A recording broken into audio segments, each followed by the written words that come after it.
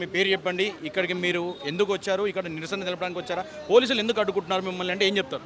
నా పేరు ప్రణీత్ కుమార్ అండి. నేను ఆదిలాబాద్ నుంచి వచ్చాను. యాక్చువల్లీ మా యొక్క మిత్రుడు మోతీలాల్ గారు నిరాహార దీక్ష చేస్తున్నారు. 4-5 రోజుల నుంచి అవుతుందండి. నిన్న రాత్రి కూడా న్యూస్ చూడడం జరిగింది. బలమూరి వెంకట్ అట ఎవరో నాకు కూడా తెలియదు. ఆయన బలమూరి వెంకట్ వచ్చి నిన్న ఏదో పరామర్శించినట. సరే నువ్వు వచ్చినావు, మంచిగానే ఉంది. ఎమ్మెల్సీ నువ్వు కూడా మా దగ్గర నుంచే వచ్చినావు. అడివి నీకు తెలియదా ఎంతమంది విద్యార్థులు ఎన్ని ప్రాబ్లమ్స్ అనుభవిస్తున్నారో? ఎన్నో వేల ఖర్చులు పెట్టి ఇబ్బంది, ఇంట్లో వాళ్ళ పరిస్థితులు కూడా బాగాలేనప్పుడు పక్క వాళ్ళ దగ్గరికి వెళ్ళి అప్పు తెచ్చుకొని మరి మేము చదువుకోవడానికి వస్తే టెట్ పెట్టినాం. టెట్ పెట్టిన తర్వాత నీకు తెలియదా ఎంతమంది విద్యార్థులు ఉన్నారు? 2,79,000 మంది అప్లై చేశారండి. కనీసం నువ్వే చెప్పినావు కదా, మేము కూడా అడగలే 25,000తో మొగ డిఎస్సి వేస్తామని చెప్పినవి. నీకు చెప్తే చెయ్యాలి కదండి. నువ్వే చెప్పినావు మెగా డిఎస్సి మేము వేస్తామని. మీరు మెగా డిఎస్సి మాటకే పరిమితం అయిపోయిందండి. తర్వాత కనీసం 2 నెలల సమయం అడుగుతున్నామండి.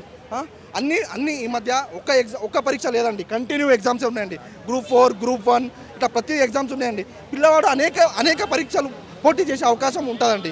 మరి అవకాశం ఉన్నప్పుడు ఒక పరీక్ష మీదనే విద్యార్థి సుముఖంగా తన యొక్క జ్ఞానాన్ని ఆశ్రయించాలంటే కొంత సమయం పడుతుందండి. మేము 2 నెలల సమయం అడుగుతున్నాం, 25,000 మెగా డిఎస్సి అడుగుతున్నామండి. అసలు అడగడానికి కూడా అవకాశం లేకుండా చేస్తున్నానండి రేవంత్ రెడ్డి. నువ్వు కూడా సీఎం ఇవాళ అయినావు, ఎట్లయినావు? నువ్వు కూడా ధర్నాలు చేసి ఉద్యమాలు చేసి అయినావు కదా. అంటే నీకో న్యాయం మాకో న్యాయమా? ఒక తెలంగాణలో ఉండి కూడా నేను ఒక అన్యాయానికి గురవుతున్నా. అది కూడా మీ ప్రభుత్వం వచ్చి సంవత్సరం కూడా కాలేదండి. 3-6 నెలలకే ఇంత ఘోరంగా చూస్తే ఇంకా ముందు ఎన్ని ఉద్యమాలు జరుగుతాయో, ఎన్ని ఆటంకాలు కలుగుతాయో.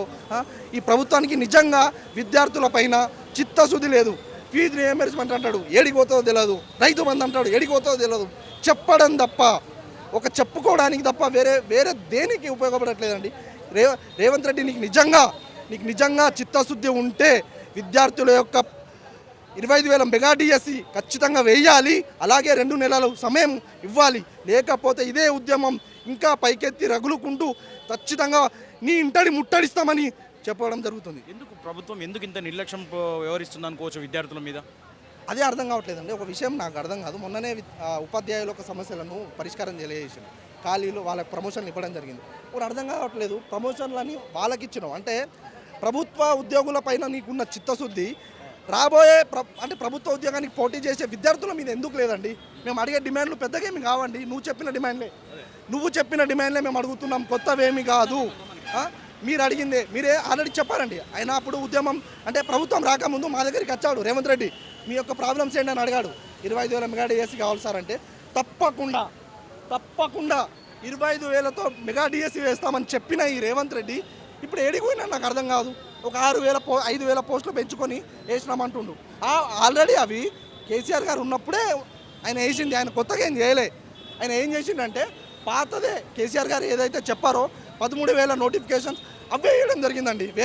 వేరే ఏమి ఇవ్వలే. ఇప్పుడు మేము టైం అడుగుతున్నాం, 25,000 డిఎస్సి అడుగుతున్నాం. సరే మా బాధను తీరుస్తావో లేదో పక్కన పెట్టండి, కనీసం మాట్లాడాలి కదా మాతోటి. ఏందా మీ ప్రాబ్లం ఏందండి?